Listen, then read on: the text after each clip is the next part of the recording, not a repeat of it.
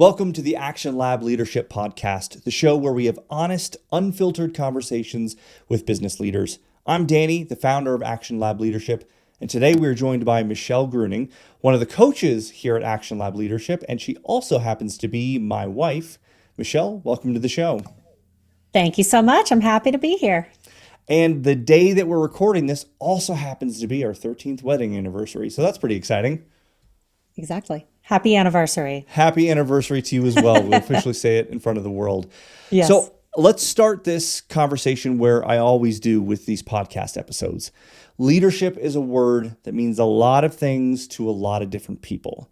How do you, Michelle, define leadership, and what does it mean to be a leader in your eyes? I love this question. So, one of my mentors, also your mentors, John Maxwell, he defines leadership as influence, nothing more, nothing less. And I do agree with that, but I think leadership expands far beyond like the position it puts us in. To me, leadership is taking an interest in the people around us and wanting to contribute to the growth and the expansion of our communities, of our teams, of our families. It's really this characteristic that goes so much deeper than any title you could ever have. It's more about the choices that we make day in and day out, how we keep promises to ourselves, how we show up for ourselves and show up for other people. When it comes to being able to lead other people and to kind of pour into them to help them grow, that's kind of what I'm hearing in your definition there of leadership. And maybe you've already touched on this, but when you think about yourself as a leader, what are your favorite parts about being a leader? Because some people find leadership stressful and some people find it exciting. Some people find it both 100 times each every single day and they go back and forth, right?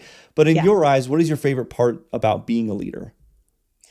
I think it's the opportunity that I get to help other people realize what success means to them and how they can continue to step farther into their strengths. Now, in full transparency, one of my favorite parts about being a leader is seeing other people take on more responsibility and really expand.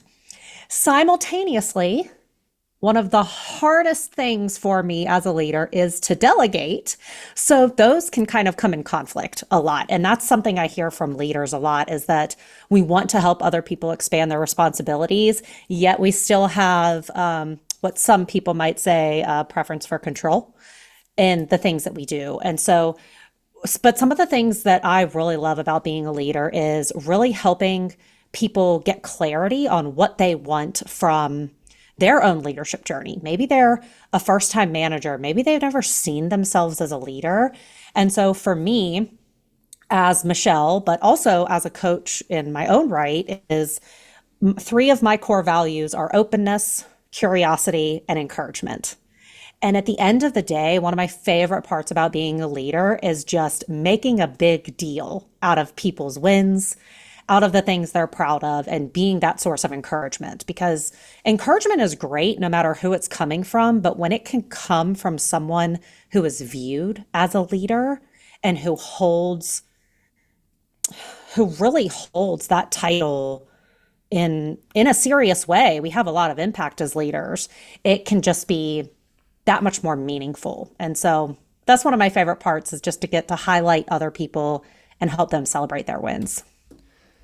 You said a lot of really cool things right there, and I want to back up and remember a couple of these. So one, you talked about one of your favorite things is watching other people grow and getting those aha moments and the light bulb and expanding their abilities, expanding their capacity. But at the same time, you struggle with delegating and those things are in conflict. One, that is something that I think, like you said, is common among a lot of people, but they may not know that.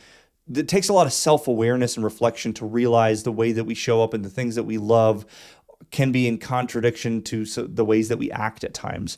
For you specifically, what is behind when you say you struggle with delegating? What is kind of the root of that? Is it more of no one will be able to do it as good as me, or I don't have enough time to train them, or I want to be in control, or something else entirely? Like, what is kind of the root that makes that a little bit of a struggle at times for you? That's a great question. I think back to my time in the software industry. And when I started working for a software company, I was the very first hire on the customer success team. And so I was the sole customer success manager, which meant I was responsible for the success, the implementation, the engagement of our hundreds of customers. And so I took on the responsibility of building out a structure, building out a plan. But of course, it got to a point where the work was beyond my capabilities and we needed to hire in more staff members. So we did, and they were fantastic.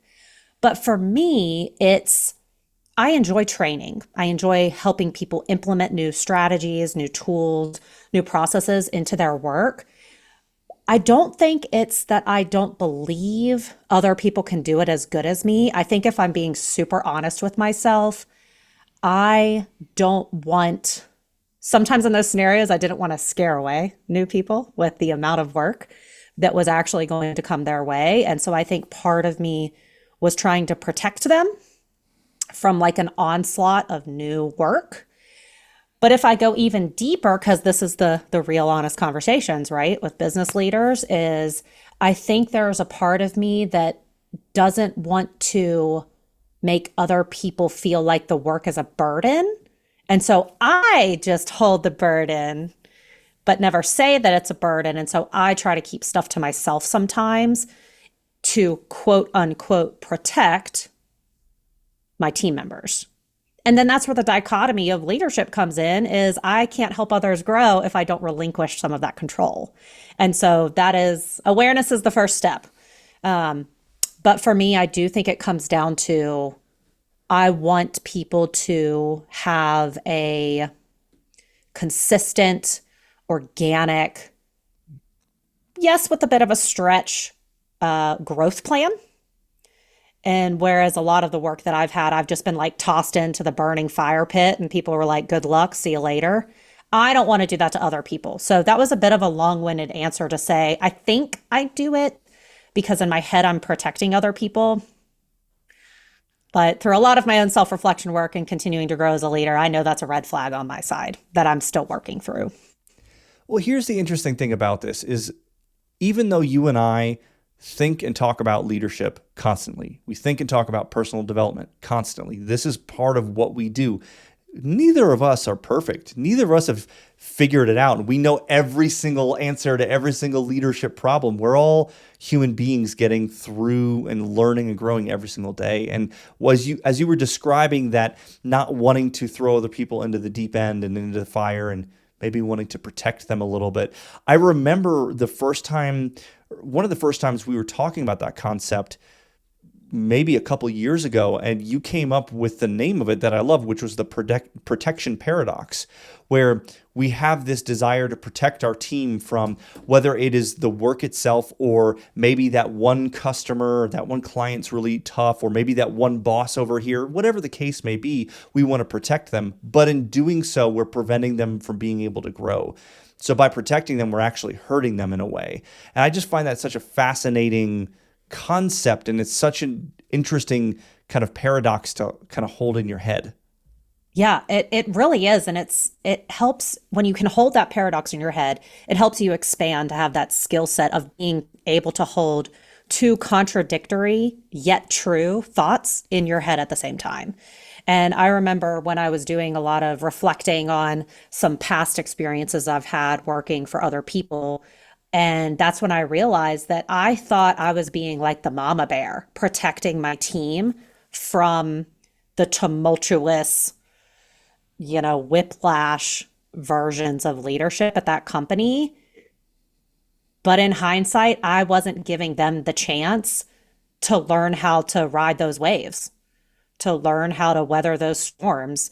And after I left, they then got that reality check that I think I could have prepared them for more. And so that is one of the lessons I've taken from that time at that company. One of the things that we teach on at Action Lab Leadership, and a lot of people struggle with, is the idea of giving critical feedback to a peer or someone who reports to them. In this case, let's maybe focus on the someone reporting to them. It can be a struggle because sometimes they're uncomfortable and they dance around it, and sometimes that they come in with too much thunder, and sometimes it's something else entirely. When you think about kind of your leadership journey and early on, did you struggle with giving critical feedback, and what were the specific things that were difficult for you? I 100% struggled with giving critical feedback.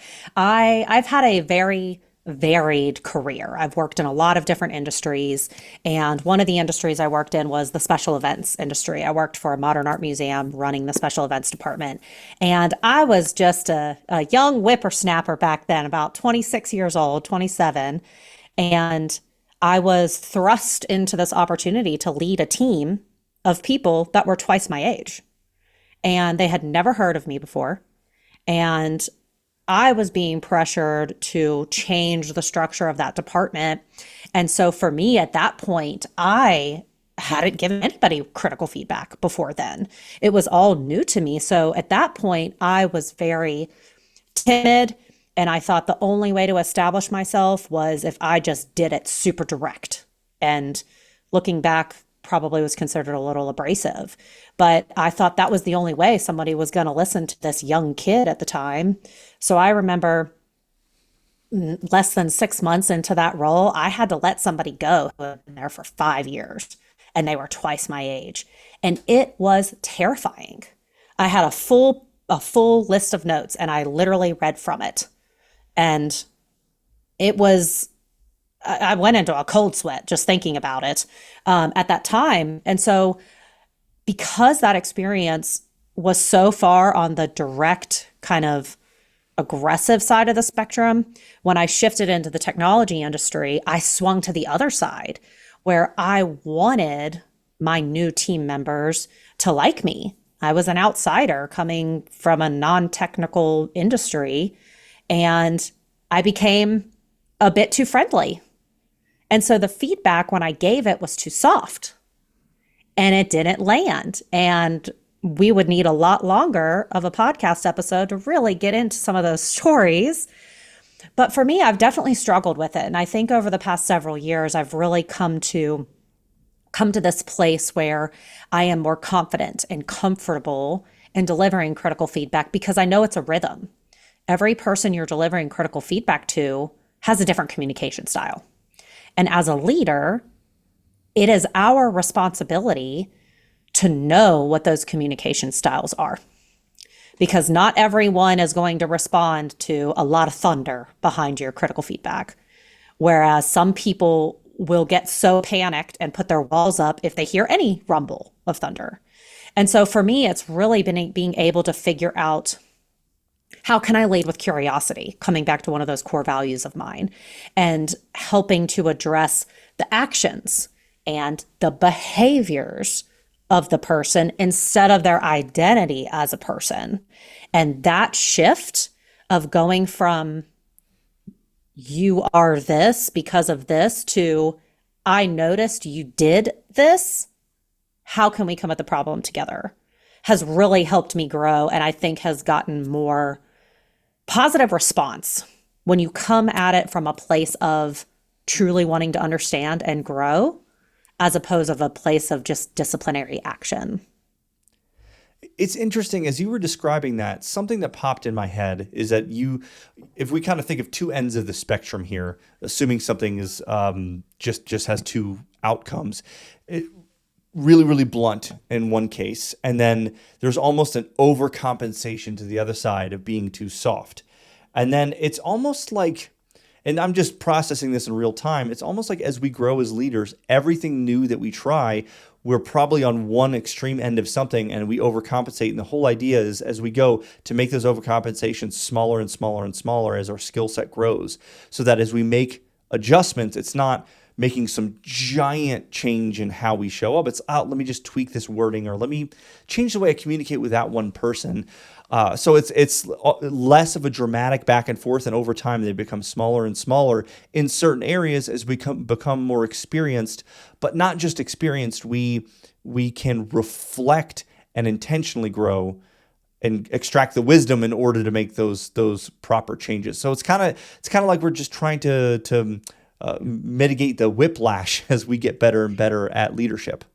Yeah, I think that makes total sense. And I completely agree because even if we have been leaders for decades, there's always going to be a new employee. There's going to be a new industry or a new product, or maybe you shift to a new company. And you can pull from those experiences that you have in your past. And we talk a lot about confidence.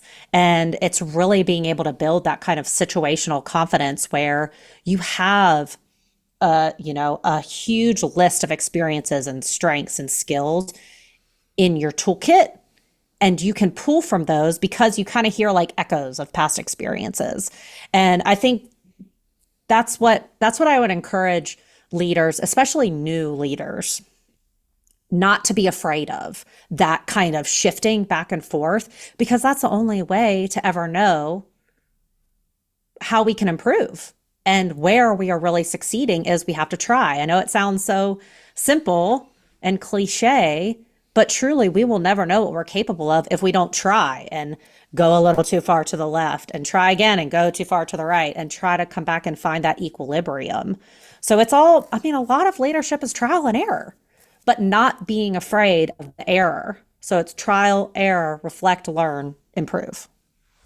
I think I may have seen this in a podcast video or a reel recently, but the idea of failure because it's try and fail, right? Because we're going to constantly fail.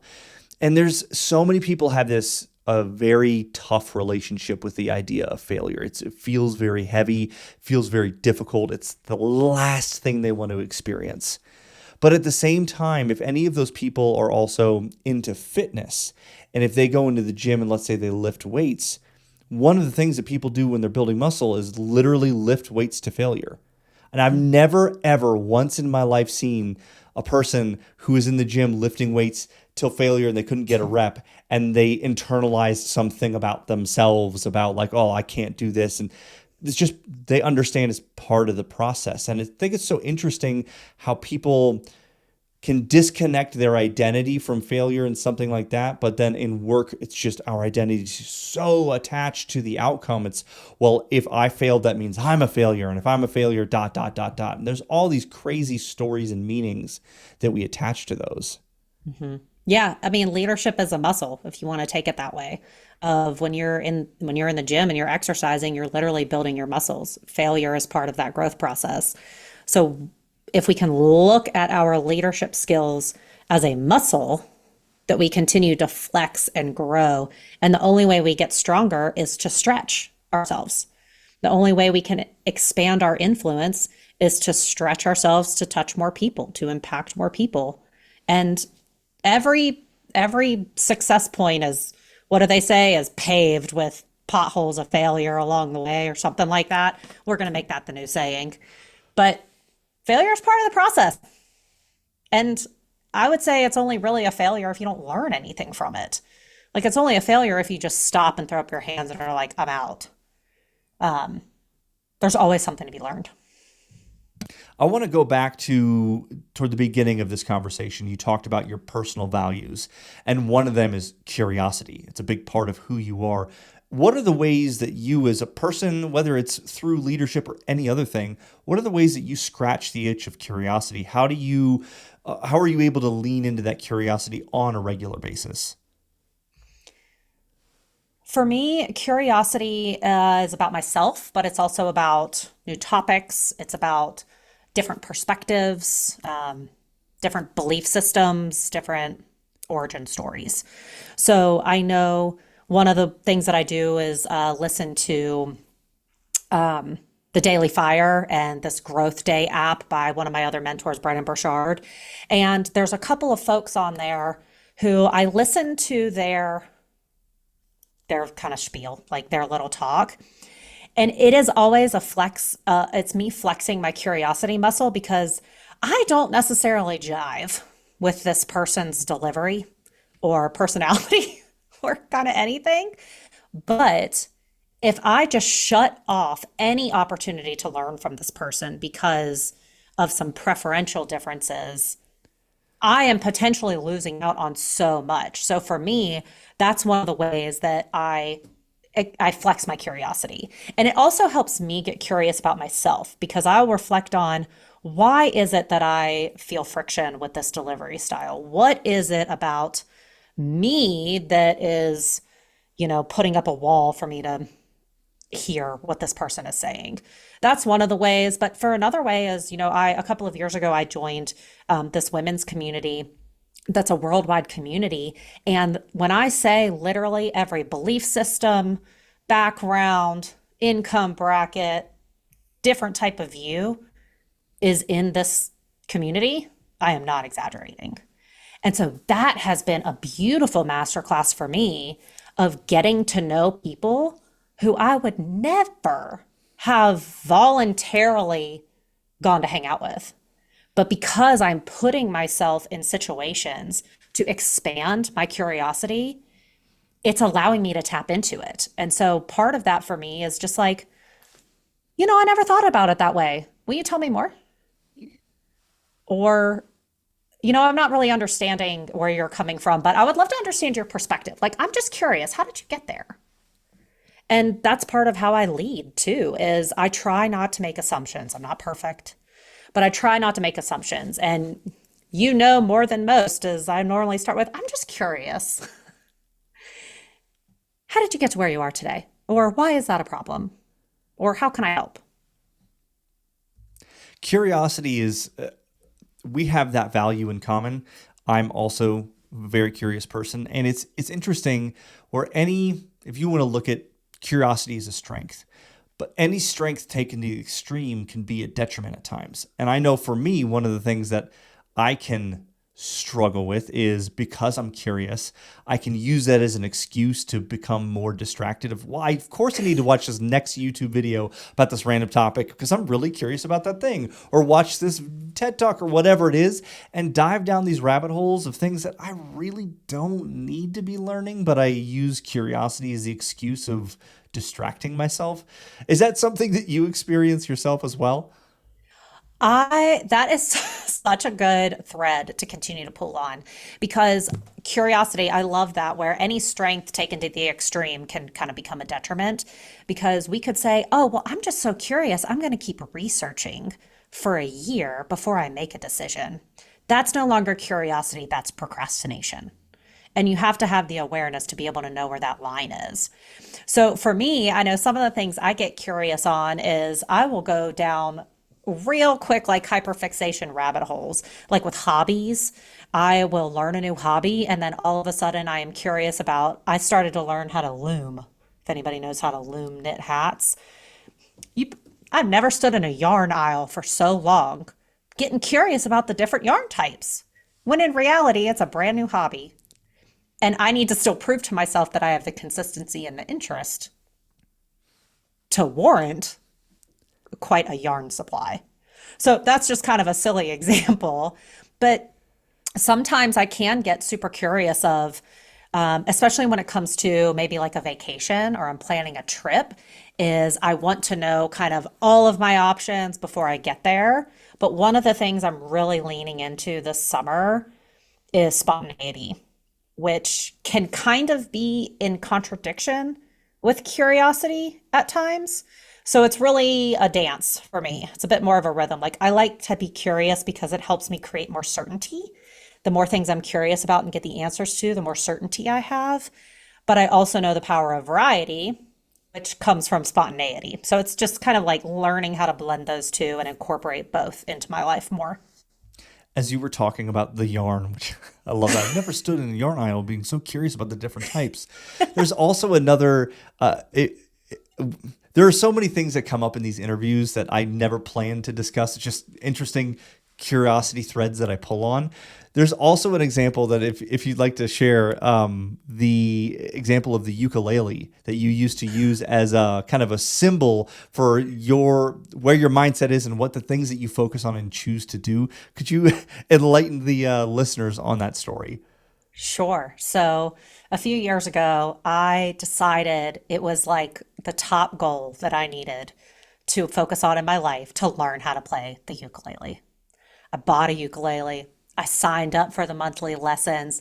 I just had this vision of myself playing ukulele on the beach. I don't even like the beach, but I had this vision playing the ukulele on the beach and people being like, oh, look how cool she is. Look how carefree and chill and whatever. And I was maybe a month or so into this whole ukulele curiosity hyperfixation when I realized I don't give a shit about playing the ukulele. I truly do not care. I was more focused on the perception, the perceived perception of other people on me. I was more worried about what will other people think if I can do this thing. I didn't even want to do it. So for a while, my ukulele is just off camera, but I used to have it behind me as a reminder that curiosity is powerful, but focus on the things that you actually care about, not what you think other people will approve of. And it was a reminder to me, especially when it comes to goal setting times, set goals for yourself, set goals for your focus, your definition of success. Who cares whether other people think you're going to be cool playing the ukulele or not? Just stay focused. So, I mean, I can strum a C chord, but that's about it. It's interesting how often when I work with clients or friends and colleagues, other people, how often without them realizing their goals or some of the projects they want to work on or some of the things that they want to do aren't things they care about at all. But it comes from the root of it is this, well, what do I think other people would view me as if I did that thing? And when I work with clients, I help kind of uncover and peel back and asking why a whole bunch of times and all those things. But it's amazing how at times we come up with these goals that are so disconnected from the things we care about or want in any way whatsoever, but they can drive some of our behaviors in a way that creates so much friction. Like for you in that example, you probably had a lot of friction practicing the ukulele because you didn't give a damn. But there Right. was this, well, I have to play it because I set my mind to it and I said that was going to be a goal. But it's not a goal that matters to you anymore. Yeah. Yeah. And I've had one of the things with curiosity, one of the reasons I have it as a value is because when I lead with curiosity, it allows my coaching clients to pause and get curious about themselves. Like I had a client once who started with me because she wanted to start her own mastermind community. She wanted to give back to her industry and start building up those people.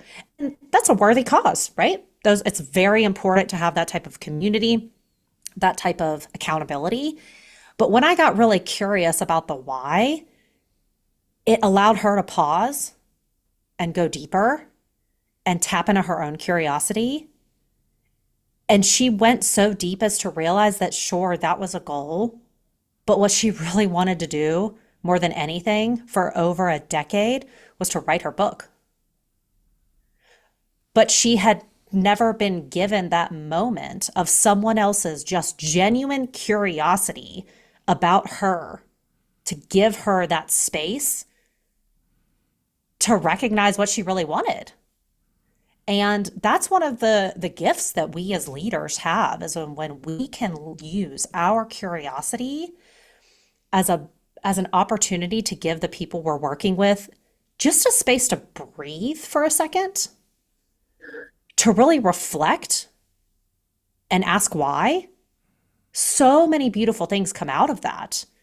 But if we're always fighting for the next quick answer, the next trend, or the next hack, we never stop and get curious, we're going to lose out on so many connections, so many levels of impact, so much opportunity for influence. Yeah, the connection and the relationship building part of leadership is so important. And some of the things that I see in the family entertainment industry sometimes, whether it's from the owner or a higher level manager, is that they know there's kind of a transient nature to their employees because it's, oh, I'm going to have kids in high school, maybe kids in college, and they're going to move on. They're only going to be here for a little while. And they'll, whether they admit it or not, sometimes they do, sometimes they don't, that knowing that prevents them from wanting to build relationships because in their mind they're like, well, they're going to be gone in like a year. What's the point? But when we approach our leadership and our relationships in that way of, well, it's going to end soon, so what's the point? They're missing out on so many possibilities of what that person can do, or there are things that who knows what could happen by building that relationship with that person. Who knows the impact and the ripple effect far beyond that one job at that one entertainment venue for that one summer, making a connection with that person, what that could do years or decades down the line. We tend to think in such short terms sometimes, and some kind of very narrow focus. Well, they're going to be gone soon, so what's the point? Yeah, I just find that to be a short-sighted way to look at relationships with the people that you're leading. I agree. I think that a lot of times leaders get into that mindset because they're so focused on the metrics, the bottom line. And yes, money is good. We need money. That's what keeps our economy stimulated. We need the financial resources. But also, I would challenge those people who have that mindset of like, I'm just not going to worry about this person. They're going to be gone anyways. I would challenge them to really reflect on whether they consider themselves an actual leader. Because leaders are people who know they may never see where the ripple ends. It's that saying or proverb or whatever it is of leaders plant the trees under whose shade they will never sit. Leaders are the people who know that the choices they make every day, whether it's how you speak to your family, whether it's how you support employee, how you help that family that's really having a hard time in the arcade, those are the things that create the ripple effects. Because I know we can all pause and think about some of our first jobs. And I've been in the customer success industry, customer service industry my entire life. I've worked at fast food restaurants, I've worked at Disney World and events and everything in between. And I can look back and think about those leaders, well, I'll use the word bosses here, who treated me as dispensable and disposable. And I can look back as that being a moment where I realized if I ever want to be a leader, it's not going to look like that. And then I can think to the people who, even though I was only there a short time, took the opportunity to level me up. I think back specifically to the college program where you and I met actually many, many moons ago. And I was working a 7-month internship. And they still brought me in to take me up to the next level of knowledge. They still gave me the opportunity to learn how a different part of the department worked because they were in the business of building leaders, whether or not they were going to stay at that place or not. And so that's something that I feel very strongly about is even if it is a temporary 3-month teenager kid, you may be the only positive influence in their life. And that's a gift. That is such an opportunity for people to step up into their level of leadership. And so if you just ignore that as somebody who's going to be gone in 3 months, you are wasting your ability as a leader. It's moving from the idea that relationships are transactional and moving into the idea that they're transformational. Yeah. I think that's kind of the way as you're talking about that, I'm thinking about that example. Because for me, and I've shared this on different stages before, maybe here on the podcast before, but when I was 15 years old and I got my very first job and it was at a laser tag center. I've literally been in this industry my entire life. But the general manager at that laser tag center was Armando, who is one of the owners today of Creative Works. At the time, no one could have ever known that would be the case. At the time, I was just a 15-year-old high school kid that got hired onto that place.